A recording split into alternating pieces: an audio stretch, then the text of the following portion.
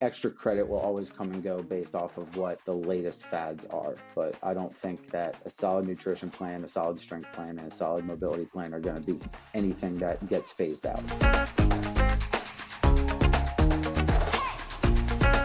Hello and welcome back to the Eat More Carbs podcast. My name is Jenna Fisher and I'm here with my co-host Reilly Beatty. Today we have Dr. Nate Harris on the podcast to help answer some questions. Thanks so much for being on the podcast. Can you take a couple seconds and just introduce yourself to our listeners? Yeah. First of all, thanks for having me. I'm Nate Harris. I'm a physical therapist in the Mount Pleasant, South Carolina area. I own a sports PT practice called Velocity Sports Physical Therapy, and we are just practice whose sole mission is trying to get our athletes back on the field as fast as possible, as safely as possible, and keep them there. Well, we're very excited to have you on to help answer some questions. Before we get into some of those questions, we do a high and low segment where we talk about our week, some of the personal things that are going on, so the good and maybe the part that we wish had gone a little bit differently. Reilly, can you kick us off? Yeah, we'll start off with a high for the week. So I actually just met with a client before this podcast, and she is somebody that was really struggling with like GI issues, bloating, things like that. She actually was relying on laxatives for like the last 5 to 6 years. And a big win that I wanted to share from her is she has been laxative free for the last 5 months, which is a big win. And that was something that was really upsetting her and things like that. So very, very excited that she is feeling regular again. She's not having the bloating. She's having regular bowel movements. So just wanted to share that win. It's not necessarily my, win, but it's her win. And that was my high for the week. My low has to do with my husband. Last night, I was talking smack about him on Instagram because he doesn't like marshmallows in his hot chocolate. And I'm like, I need all the toppings on my hot chocolate. I was talking smack about him on Instagram. And while I was doing it, I dropped my phone into my hot chocolate. Is the phone still alive? Is the phone functioning? The phone is still alive. Thank goodness for technology, because now phones are waterproof because of people like me. So thank goodness for that. But I just thought that was such karma. Nate, do you have high and low you can share? Yeah. So a high this week is we had a meeting on Monday about potentially expanding our business into a new gym. And so that could be big just for us, but also for that gym, just to be able to keep their members healthy and all of that. So still very much early in the works, but just something exciting that we could hopefully continue to build on. So that's definitely a high for this week, both personally and for the business. The low for this week, at least personally, is my dog is very sick. And so just dealing with all of the, doesn't want to eat. And then when he does, he throws up, and just figuring out where to go from there. So we're turned a corner now, but the last few days it was kind of I don't know, man, like we'll just always go to the vet. So, but all's well that ends well. So I think, knock on all the wood, we will hopefully have turned a corner. What kind of dog do you have? I got a big old golden retriever. He's like 95 pounds, probably 3.5 years old. So vet was nervous that he had gotten into something because they like to eat just about everything. So just making sure that he didn't get into anything and then all of a sudden have an obstruction. So far so good. Well, hopefully your golden is okay. I have a golden too. It's my child. Like, I would do anything for that dog. Yeah, I think so. A couple of last minute cancels for some patients of like, hey, sorry, man, my dog ain't great. And everyone understands, all you gotta say is, it's my dog. Like, yep, all right, cool, whatever. Dogs are family. I will wrap up our high and low segment for the day. My high is that I went to run club last night, and it was 80 degrees last night when we went running outside at 6 o'clock. It was the perfect temperature for me because it wasn't sunny, but it was still warm outside. My low for the week, I went to an Avalanche game. This was a couple days ago now, and I brought my clear purse to the game with me. I checked the dimensions online that I was going to be able to bring it into the arena that they were playing in. And of course, it's like the one time in Arizona that it's going to rain as we're walking into the game. And people standing out front were like, you can't bring that bag in. It's too large. And apparently when a professional sports team plays in that arena, the dimensions for the bags change that they allow in. Who knew? But it's in the fine print online. And so thankfully, my very kind husband ran the bag back to our car, but I had to stand there in the rain while he did that. But we made it back for puck drop. So that's what counts. But always check and read the fine print on those silly things, because you never know when they're just going to be like, oh, different teams playing, so we're going to change bag dimensions. I also have yet to see someone actually break out a ruler. Like, hey, it's 14 by 11, but like, hey, let's really measure that. Like, just let something slide, man. Like 16 inches ain't going to kill. I don't know. Right. I was like, the bag is clear. I followed the rules. It's just 2 inches too big on one side. Just let me in with it. I kind of would love to see someone like break out a ruler though. Like that'd be kind of a sick flex. Just like, yep, nope. It's half an inch too big. Bam. Yeah. Here's my ruler in my clear bag. No, don't mess with me. Yeah. You're out of here. We'll start with some of our questions. Nate, can you share a little bit about your background, your experience as an athlete, and how you got into sports physical therapy? Yeah, absolutely. So I was a kid who just kind of grew up playing all the sports, baseball, basketball, football, soccer, you name it. And then as I got into high school, just my sports ended up whittling down to just baseball. And I realized very quickly that I did not have what it takes to cut it as a professional baseball player like I thought when I was 6. So I, had a couple of opportunities to play at some small colleges for college baseball, but I kind of knew that's not exactly what I wanted out of my college experience. So I ultimately didn't really pursue any college athlete aspirations. And so I always knew that I wanted to do something in sports and ideally something with science. So in high school, there was a class called sports medicine. I said, hey, sure, that sounds cool. Ended up being with our school's athletic trainer, just teaching a little bit about it. And I really liked it. So I went to the University of South Carolina to get my athletic training degree. And so I was an athletic trainer before I became a physical therapist. That gave me a lot of cool opportunities just working with South Carolina, their college sports, so football, baseball,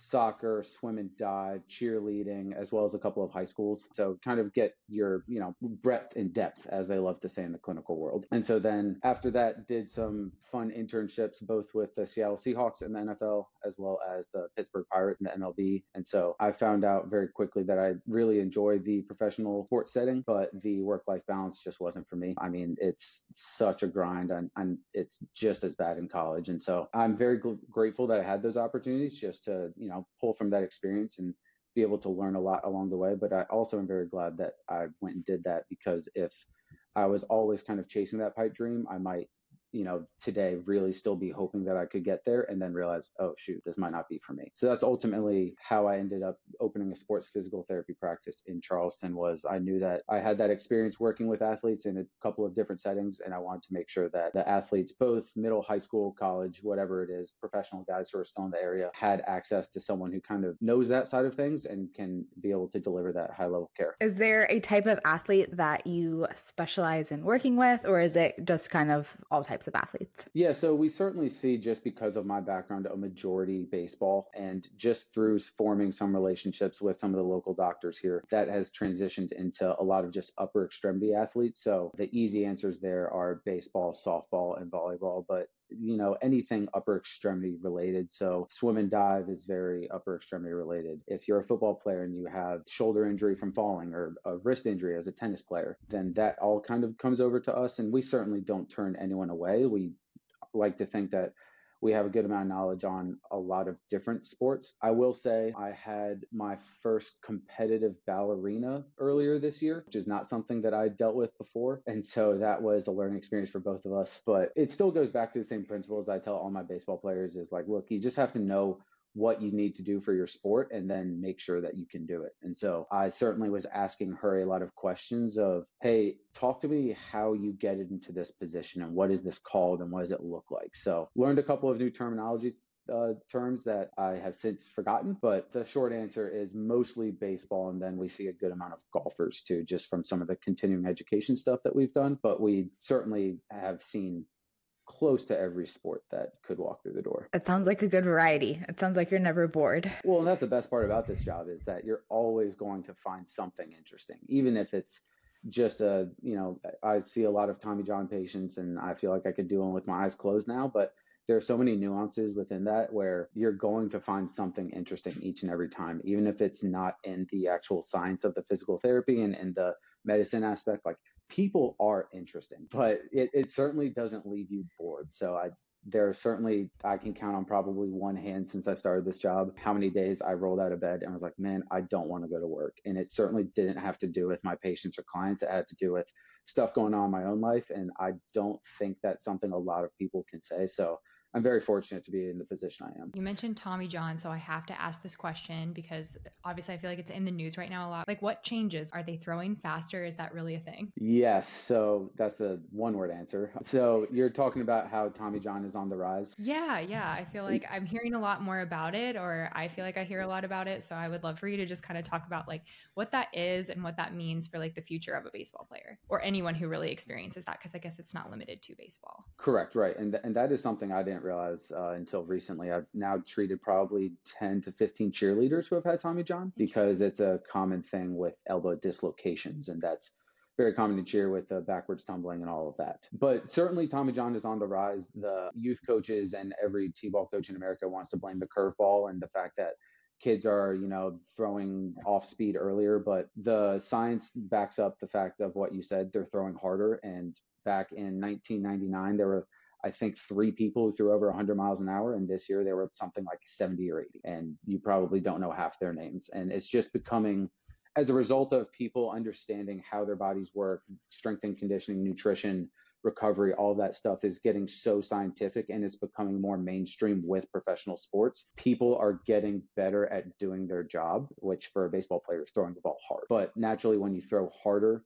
there is more stress on ligaments, tendons, muscles, all of that. And just in the nature of baseball, that is the first thing to go. The good news is that Tommy John rehab, surgery, all of that has gotten much, much better in the last, I would say, 15 or 20 years. It was first done in, I believe, the late 70s, early 80s on a guy named Tommy John, which is where it comes from.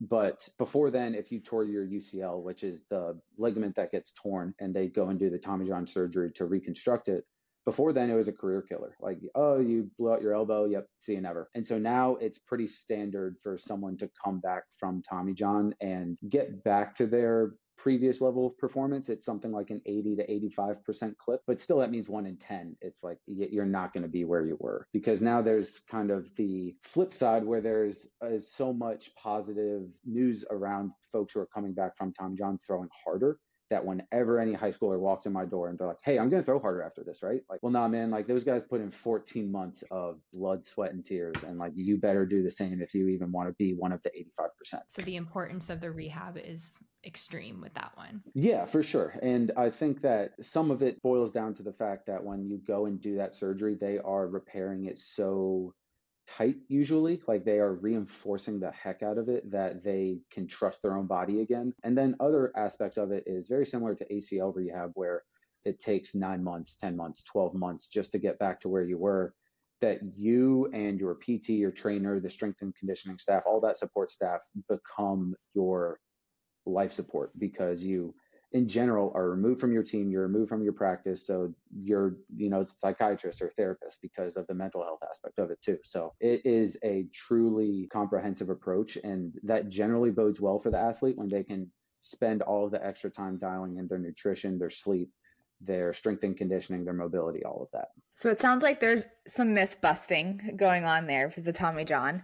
What are some other maybe myths that you hear related to sports rehab, and then also maybe even nutrition? Yeah, for sure. To talk more specifically about the nutrition, and with my background in baseball and that being mostly who walks through the door, I'm constantly fighting the patients and the dads who truly think that I don't want to get too bulky, or I don't want my kid to get too bulky or too strong for this sport, and I tell all of them, I promise you it's not that easy, right? Like if it was that easy, like everyone would be walking around looking like, Hulk Hogan or something. So especially even there's been the, handful of female athletes who have said the same thing. And women don't need more barriers to strength training, right? Like I'm sure that's another rabbit hole that we can go down, but I just get very triggered, for lack of a better word, of folks who just think like, oh, well, I need to cut my calories and I need to watch what I eat because I don't want to get too bulky. And I mean, Reilly, you and I have talked about it a little bit briefly before, but like there needs to be probably more trend in the other direction, where you probably should be trying to get heavier. So that's certainly one of the big sports nutrition things that grinds my gears. The other one is just the, culture around energy drinks now, where it's just normal for guys to rip 4 or 5 Celsius or bangs a day. And like, dude, you're not only just like killing your, that's not the right fuel, but that's also going to kill your recovery, which is going to put you at further risk of injury, because that's the number one predictor of injury. There's some really interesting stuff on recovery and injury risk. Like you're 3 times more likely to get injured as a college athlete during finals than any other time of the year, because stress, sleep, nutrition just goes out the window. So the kids who just constantly, I'll see someone at 6 or 7 p.m. and they have an unopened Celsius in their hand. I'm like, dude, what are you doing? Just really trying to figure out the best way that I can communicate that without just sounding like another adult yelling at them about their energy drinks has been a challenge specifically for me. And I'm sure that you guys have heard many of the same things. I think it's hard because we as a society have labeled energy drinks as like energy drinks. So like they're supposed to give you energy, but it's actually like a stimulant drink. It's really not going to give you any energy. And especially like I see it all the time with the baseball players where like they're on the field for such a long period of time. They're like, oh, I need some energy. Like I'm just going to reach for this energy drink, when it's like, that's actually not solving your problem. That's just a Band-Aid for poor recovery, poor sleep, and poor nutrition, like you mentioned. Yeah, and I never had heard that aspect of it where they are on the field for so long, but that makes a ton of sense. Like it's, hey, I need to make sure that I'm good in crunch time. So let me just make sure by ripping 2 bangs and some smelling salts, which blows my mind. That's definitely a good way to think of it, is energy drinks are not always an energy giver. Sometimes it's just a Band-Aid. Something that you've said, Nate, before when we've kind of chatted and I really loved is you've said you have to do your homework before you ask for extra credit. And I think here an energy drink or a stimulant drink is that like extra credit, because you're ignoring like your fueling foundation, you're ignoring the sleep, you're ignoring the recovery. Yeah, and that goes back to kind of your initial question on some of the myth busting in like sports rehab specifically, is everyone is always scouring social media, whatever it is, looking for that extra credit. Like, oh, I heard that red light therapy is the best thing for me. Where can I go buy one? Like, well, those units run a lot of money, and you just investing in a good nutritionist, strength coach, and mobility program probably goes a lot further than you searching for that extra like 1%. And it's a good callback by you. I actually had forgotten. I need that gentle reminder every now and again about some of the sayings. But yeah, exactly. It's the low hanging fruit is always going to be the low hanging fruit, I think. And the extra credit will always come and go based off of what the latest fads are. But I don't think that a solid nutrition plan, a solid strength plan, and a solid mobility plan are going to be anything that gets phased out. Kind of about keeping up with this homework theme that we've got going on right now, you mentioned that the injuries increase around finals, which I had no idea. But when it comes to kind of that injury rehab, like what are some of your top tips for helping athletes like return to play? Yeah, so the first thing is just figuring out where you are and like how far away from that return to play are you? And generally, if you go and get surgery, you're going to have at least a relative timeline laid out in front of you. Like to go back to the Tommy John example, hey, you are going to get this surgery on January 1st. It's a 12 to 14 month rehab. So we're looking at early next year when you are back and playing. So that time frame is already established in an athlete's head. And when it's that far out, it's easy to get lost. So the different example would be, oh, you pulled your hamstring, you should be back in like 2 to 4 weeks. And then any time past that, the patient or athlete feels like they are behind schedule. And so that's where I think athletes sometimes need to understand that these timelines are more just guidelines, because just because you have waited 4 weeks doesn't mean you're ready to go, because rest is not the answer. Like rest is a tool, but it is not the way that you heal. And in that hamstring strain example, if you spend those 2 to 4 weeks not doing a dang thing, you're not going to be much better. And so you need to figure out where you're at in terms of your strength, mobility, coordination, and then be able to get that assessment, figure out what things you could be doing right now to address that, and then attack those things, because you're not in your sport. You're not on the field. You aren't having your time being taken up by practice, games, competitions, all that stuff. So you do have, in general, extra time to focus on your rehab and recovery. So just figuring out, hey, I strained my hamstring, but that is a wide range of how significant that strain could be. You could have a 30% reduction in strength. You could have a 70% reduction in strength. You could have pain with walking. You could have pain just with end range sprinting. So finding where you are on that continuum and then addressing the correct part of the continuum, I think is the most important thing, regardless of what you are rehabbing. And so that can be all summarized in don't guess, but just assess. And like that goes back to one thing that I tell a lot of my patients is, look, I'm going to do this comprehensive assessment and figure out where your low hanging fruit is. Usually I can find a couple, and it's good news if I don't. So sometimes people come to me and they are frustrated, and when I'm like, things look pretty good, man, like I don't think that there's anything you're really missing. They're like, well, what do I need to do? What do I need to do? And then that kind of goes back into what we talked about earlier of those homeworks, those just low hanging fruits of, well, just make sure that you're recovering well, make sure that you're eating right, make sure that you are timing your strength and conditioning well, and make sure that you are still keeping up with everything that we know is the low hanging fruit. So that's kind of the method of like, it doesn't need to be like complex and crazy for even the elite athletes, everyone I think kind of puts athletes on this pedestal of, oh, well, what are they doing that I'm not? Like probably nothing. Like you're probably doing the same thing. Some of them are just genetically blessed and some of them are the hardest workers in the room, but more often than not, some of them just got dealt a hand by God that said, hey, you're going to be able to throw a ball 104 without even looking like you're trying. And so that sometimes is discouraging for people to hear, but it's also the realistic aspect of the athletes aren't doing anything fancy that you might not be. They are just doing the basics really well on top of their just genetics that they may or may not have. Now, granted, if you're not dealt that card, you better be the hardest worker in the room. Because when you go to college, like, yeah, you might have been a standout in high school, but every single one of your teammates is also in the weight room 8 hours a week. They're also in the training room doing their activation and prep. They're also going to the same nutrition halls that you're doing. So what are you doing to set yourself apart from the guy next to you that whose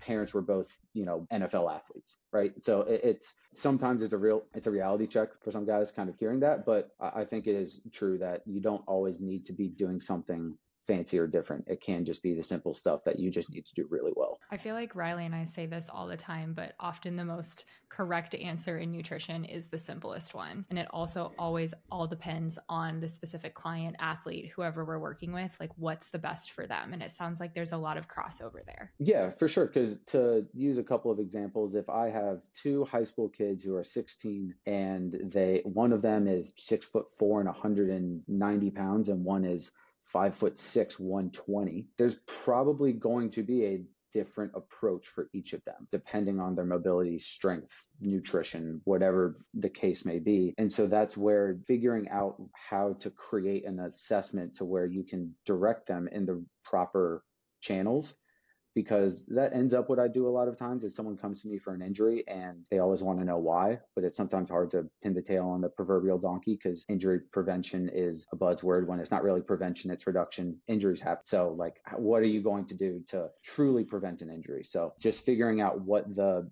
best thing for them is very valuable in terms of, hey, your strength needs to be better. So here's a strength plan, or here's a strength coach. You should go hit them up, or, hey, you need to really make sure that you aren't drinking 6 bangs a day. So go find, Reilly or Jenna and dial in your nutrition and make sure that you have the right energy throughout the day without needing those Band-Aids and things like that. What would be your biggest takeaway, like the biggest thing you would want all the athletes that you work with to know about like sports physical therapy, strength training? What do you wish everybody knew? I think this goes for anyone, not just for athletes, but always know that you have a choice. Like always know that even though you go and see a certain doctor, you go and your coach says one thing, like you should take some ownership in your rehab and your healthcare choices in whatever that may be. And so I've had multiple people who have come to see me for a second opinion because they were going somewhere else. And they said, well, we just went where it was closest to our house, or we just went where the doctor told us. Yes, that should all weigh in, and recommendations are big, but you should also be able to do kind of your own audit and make sure that who is in front of you is the best person for you. And so whether that is,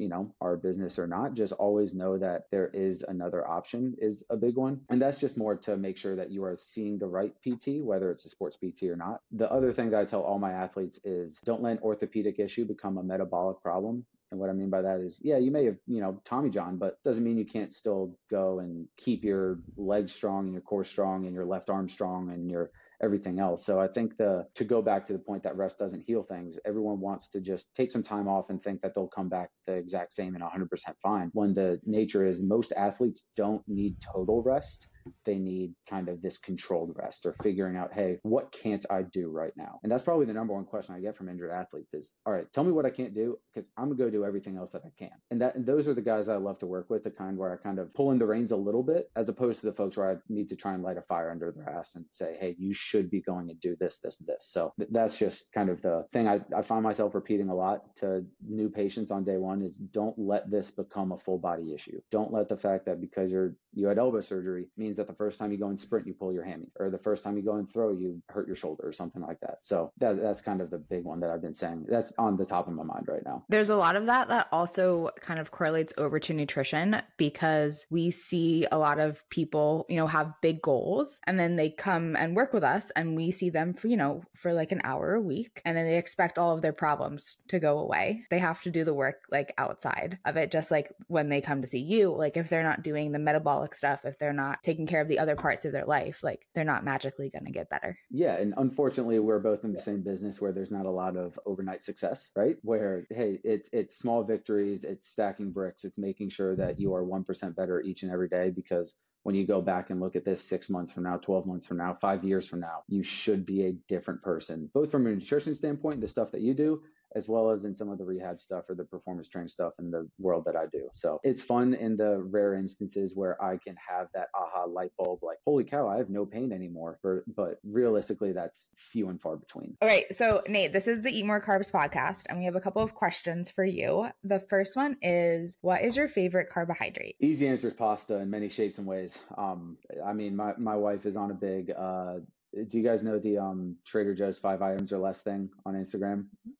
Yeah. Do I So, know it? yeah.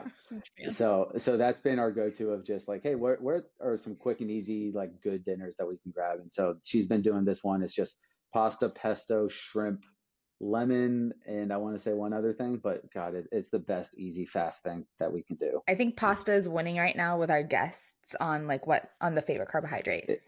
Is second pizza? Is second? I'd say almost say bagels. Bagels we hear a lot. Probably making a push for second, but pasta for sure. Yeah, pasta tied with mac and cheese, kind of the same thing. What is your favorite pre-workout fuel? Ooh, so I'm a morning workout guy.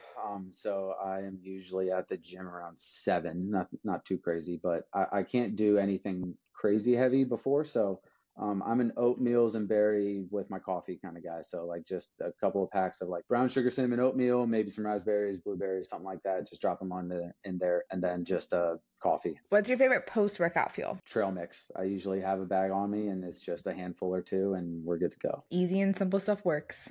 So we're big shoe people here, and Jenna is looking for a pair of running shoes, which this actually might be perfect, but we would love to hear what your favorite pair of kicks is. Ooh, so I had to give a slight story. I had a patient who one time told me that was trying to describe someone like, yeah, they were the person with the red dunks on. And I was like, all right, well, what'd they look like? Like, I don't know. They had the red dunks on. Like, I would notice their shoes before I noticed anything else about them. And so like, it just gave me like this insight into how like a high schooler thinks of like, hey, I'm going to notice their shoes before I notice their race, their gender, their hair color, like anything like that. And so I've become kind of a shoe person the last few years, and now it's just a problem. But I recently got this pair of low Nike Dunks that are golf shoes that I can kind of wear anywhere, because just like a lot of retired baseball players, I'm now a golf nut. But those are ones that I wear around the house. I've worn them to a wedding with tux. I've worn them on the golf course. It's an easy answer. Sounds very versatile if you can wear it to a wedding and to golf. Or you just were like, I'm golfing leading up to the wedding. So you just went I plead the fifth. So just like nutrition, it sounds like physical therapy and sports physical therapy is very individualized to the client and to the athlete.